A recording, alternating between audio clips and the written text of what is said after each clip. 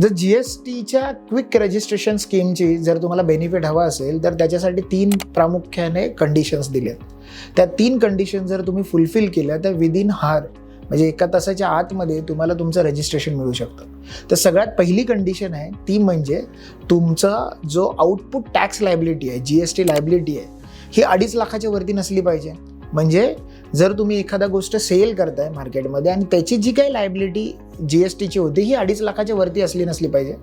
दुसरी गोष्ट आहे की तुमचं आधार ऑथेंटिकेशन केलं जाईल, म्हणजे तुमचा आधार नंबर हा लिंक केला जाईल.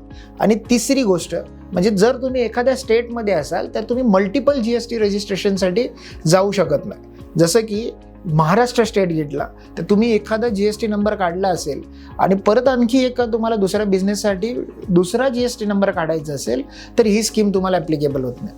जर तुम्ही या 3 कंडिशन फुलफिल करताय तर तुमचा GST नंबर 1 तासाच्या आतमध्ये तुमच्या ईमेलवरती भेटू शकतो.